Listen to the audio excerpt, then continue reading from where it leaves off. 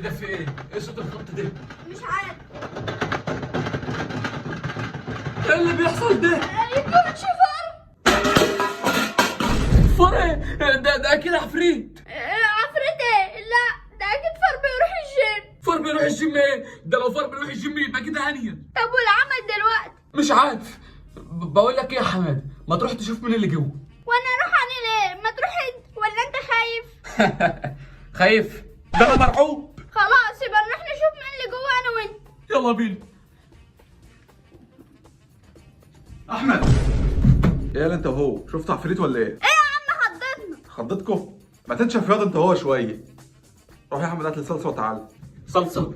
وهو واقف في المطبخ كمان؟ هو في ايه؟ مفيش يا سيدي، كل الموضوع ان انا قررت اعمل لكم الغدا النهارده. لا غدا ايه؟ انت عايز تموتنا ولا ايه؟ انت مش واثق في اخوك يا محمد؟ لا طبعا. امال ايه بقى؟ روح يا احمد هات الحاجات اللي انا قلت لك عليها يلا. لا انا مش مستغنى عن عمري. مش مستغني عن عمرك؟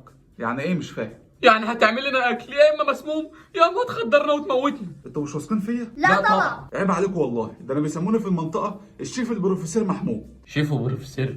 وبعدين استنى، احنا محدش يعرفنا في المنطقه هنا اصلا. مش شرط نكون معروفين في المنطقه، انا الناس اول ما شافتني هنا قالوا لي انت مش محمود، لا انت الشيف البروفيسور محمود، ومش كده وبس، ده انا بطبخ لناس بره مصر كمان. انا عارف ان الصدمه جديده عليكم، عشان كده مش قادرين تبينوا انكم هتموتوا من الفرحه. صدمة ايه؟ احنا كل اللي بنفكر فيه دلوقتي ان احنا مضطرين ناكل من الاكل اللي انت هتعمله عشان امك مش موجوده في البيت، وربنا يسترها علينا. عيب عليكم والله، ده انا هعمل لكم اكله اول واخر مره، قصدي اول مره هتدوها في حياتكم، هتاكلوا صوابعكم وراها. ربنا يستر. اه صح، انا افتكرت اللي كان هنا فيك الصلصه، روحوا انتوا اقعدوا في الصالون انا محضر الاكل. ماشي. ربنا يستر. هو محمود ماله؟ ده اول مره يعمل لنا اكل، ده اول مره اصلا يخش المطبخ، ده لو مسلسل سفاح الجيزه ما كانش خلص كنت قلت ان هو سفاح الجيزه. الموضوع ده غريب فعلا، ما يكونش هيسمينا عشان احنا مزهقينه على طول. جايز، بس محمود طيب مش ممكن يعمل كده. جهزوا نفسكم يلا عشان انا خلصت الاكل واجيب لكم تاكلوا دلوقتي. دلوقتي ربنا يستر. عامل لكم بقى حته اكله هتاكلوا صوابعكم وراها، يلا بالهنا والشفا.